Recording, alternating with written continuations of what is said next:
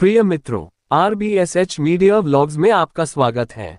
मित्रों, हमने आपको पूर्व के अंक में श्रीमद् भगवद गीता जी के द्वितीय अध्याय सांख्य योग श्लोक संख्या 01 से 15 तक का ज्ञान अत्यंत सरल शब्दों में प्रदान किया था। हमें आशा है कि आपको वह ज्ञान अत्यधिक सुगमता से प्राप्त हुआ है।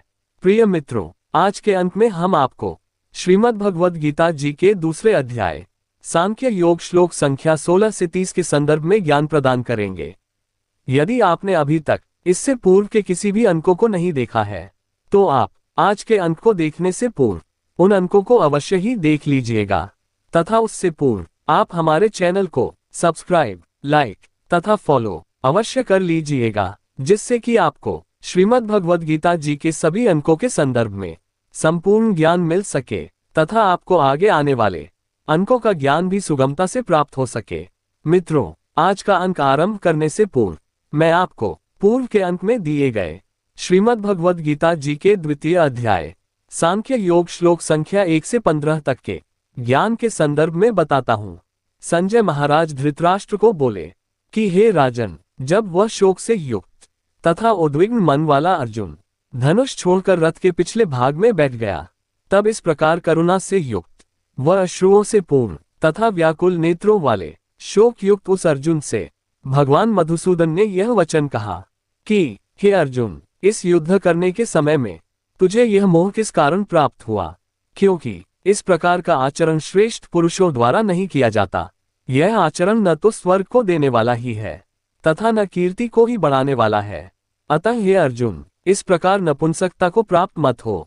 तेरे लिए इस प्रकार का आचरण करना उचित नहीं है। हे परम तप, हृदय की इस तुच्छ दुर्बलता को त्याग कर युद्ध के लिए खड़ा हो जा। भगवान श्री कृष्ण जी के इस प्रकार के वचन सुनकर अर्जुन बोले कि मधुसूदन, मैं इस रणभूमि में इन बाणों से पितामह भीष्म तथा आचार्य द्रोण के विरुद्ध किस प्रकार युद्ध करूंगा, क्योंकि हे अरिसूदन, वे दोनों ही पूजनीय हैं।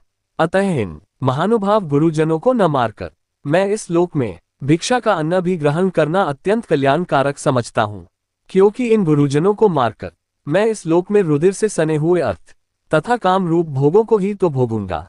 हम लोग पूर्ण रूप से ये भी नहीं जानते हैं कि हमारे लिए ये युद्ध करना तथा न करना, इन दोनों में से कौन सा कर्म श्रेष्ठ है, अथवा हम ये भी नहीं जानते हैं कि उन्हें हम जीतेंगे या हमको वे जीतेंगे। जिनको हम मारकर जीवित भी रहना नहीं चाहते, वे ही हमारे आत्मीय ये धृतराष्ट्र के पुत्र हमारे विरुद्ध इस युद्ध में खड़े हैं। अतः इस कायरता रूप दोष से ग्रसित हुए स्वभाव वाला तथा धर्म के विषय में मोहित चित हुआ मैं आपसे पूछता हूँ कि जो साधन मेरे लिए निश्चय ही कल्याणकारक हो, वह मुझे बतलाए, क्योंकि मैं आपका शिष्य हूँ तथा आपकी शरण में आया हूँ।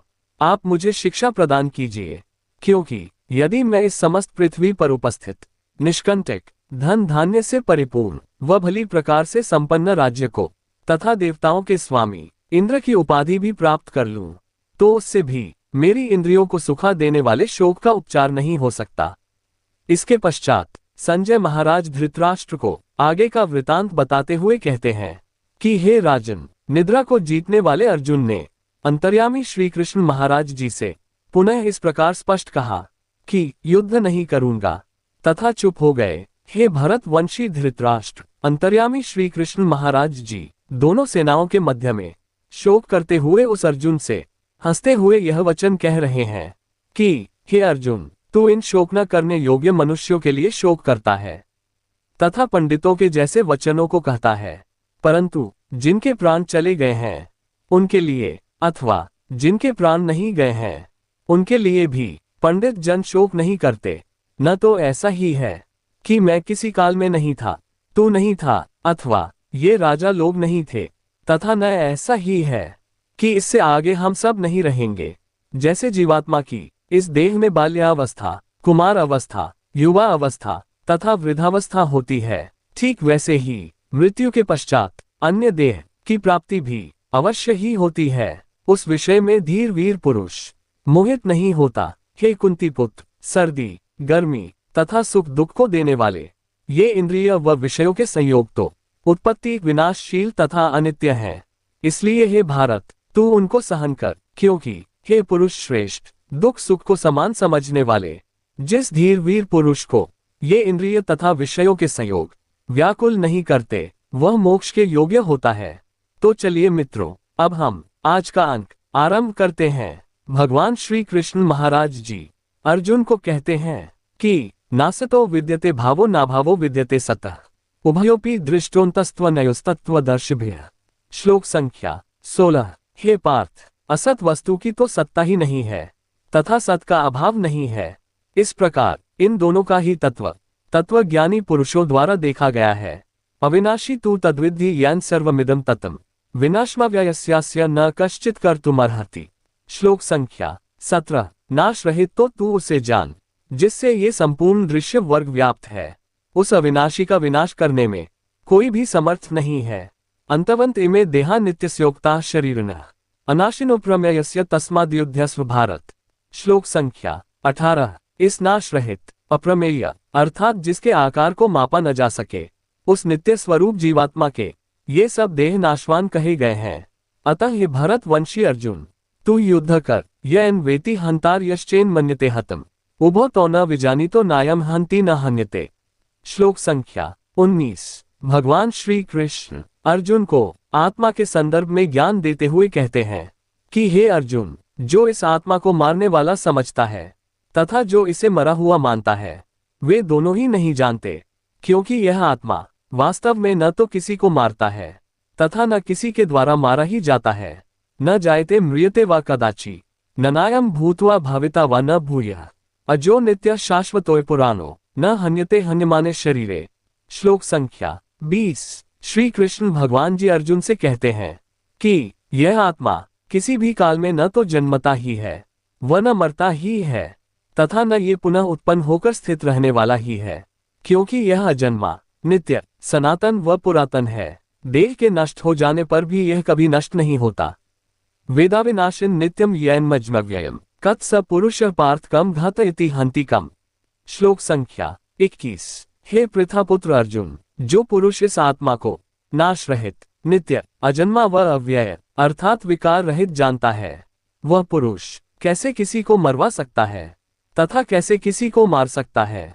वासांसी जीर्णानि यथा विहाय नवानि गृह्णाति नरो प्राणी तथा शरीरानि विहाय जीर्णा न्यन्यानि संयति नवानि देहि। श्लोक संख्या 22। जैसे मनुष्य पुराने वस्त्रों को त्याग कर अन्य नए वस्त्रों को ग्रहण करता है, ठीक वैसे ही यह जीवात्मा पुरातन देहों को त्याग कर अन्य नए देहों को प्राप्त होता है।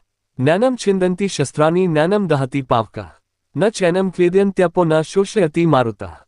श्लोक संख्या 23। इस आत्मा को शस्त्र काट नहीं सकते, आग जला नहीं सकती, जल गला नहीं सकता तथा वायु इसे सुखा नहीं सकता। अच्छेद्योयम दाहवोयम अक्लेद्यो शोष्य एवच नित्य सर्वगतः स्थाणुर्लोयस्यनात्मः। श्लोक संख्या 24। क्योंकि यह आत्मा हर प्रकार से अच्छेद्य है, यह आत्मा अदाह्य अक्लेद्य व निसंदेह अशोष्य है तथा यह आत्मा नित्य सर्वव्यापी अचल स्थिर रहने वाला व सनातन है। अव्यक्तोयम अचिन्त्योयम विकार्योयम उच्यते तस्मादेव विदित्वेन नानुशोचितुमर्हसि। श्लोक संख्या 25। यह आत्मा अव्यक्त अर्थात प्रकट रूप में न रहने वाला है, यह आत्मा अचिंत्य है तथा यह आत्मा विकार रहित कहा जाता है। अतः हे अर्जुन, इस आत्मा को उपर्युक्त प्रकार से जानकर तू शोक करने के योग्य नहीं है, अर्थात तेरे लिए इस प्रकार शोक करना उचित नहीं है। अतचैनम नित्यजातम नित्यम व मन्यसे मृतम तथापि त्वम महाबाहो नैवम शोचितुमर्हसि। श्लोक संख्या 26। किंतु यदि तू इस आत्मा को सदा जन्म लेने वाला तथा सदा मृत्यु को प्राप्त होने वाला भी मानता है, तो भी हे महाबाहो, तू इस प्रकार शोक करने के योग्य नहीं है। जातस्य हे ध्रुवो मृत्युर्भु जन्म मृत्स्य च तस्मात् परिहार्यर्थे न त्वाम शोचितुमर्हसि। श्लोक संख्या 27। क्योंकि इस मान्यता के अनुसार भी जन्मे हुए की मृत्यु निश्चित है तथा जो मृत्यु को प्राप्त हो चुका है उसका पुनः जन्म लेना निश्चित है, अतः इस बिना उपाय वाले विषय में भी तू शोक करने के योग्य नहीं है। अव्यक्तादीनि भूतानि व्यक्त मध्यानि भारत अव्यक्तानि धनान्येव तत्र का परिदेवना। श्लोक संख्या 28। हे अर्जुन, ये संपूर्ण प्राणी अपने जन्म से पूर्व अप्रकट ही थे तथा मृत्यु के पश्चात भी अप्रकट ही हो जाने वाले हैं, केवल मध्य में ही प्रकट रहते हैं। अतः ऐसी स्थिति में शोक क्या करना। आश्चर्यवत् पश्यति कश्चिदेन माश्चर्यवद् वदति तथैव चान्यः आश्चर्यवच्चन्मन्यः शृणोति श्रुत्वाप्येन वेद न चैव कश्चित्। श्लोक संख्या 29।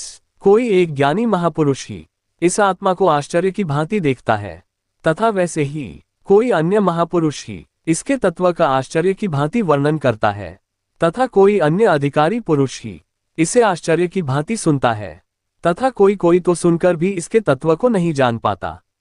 देहि नित्यं वध्योऽयं देहे सर्वस्य भारत तस्मात् सर्वाणि भूतानि न त्वं शोचितुमर्हसि। श्लोक संख्या 30। हे अर्जुन, यह आत्मा सबके देहों में सदा ही अवध्य है, इस कारण संपूर्ण प्राणियों के लिए तू शोक करने के योग्य नहीं है। प्रिय मित्रों, आज के अंत में बस इतना ही। इससे आगे का ज्ञान हम आपको हमारे आने वाले अंत में आप तक अवश्य ही पहुंचाएंगे। मित्रों, यदि आपको आज के अंत की हमारी यह चलचित्र अच्छी लगी हो तो लाइक कीजिएगा, हमें उसके संदर्भ में कमेंट करके अवश्य बताइएगा। यदि किसी कारणवश इस चलचित्र में कोई त्रुटि रह गई हो तो भी कमेंट करके अवश्य बताइएगा, हम इसे सही प्रकार से सुयोजित करने का अवश्य ही प्रयत्न करेंगे। आप हमें सब्सक्राइब तथा फॉलो भी अवश्य कीजिएगा, जिससे आपको हमारे आगे आने वाले अंक शीघ्रता से प्राप्त हो सकेंगे। हरि ओम तत्सत।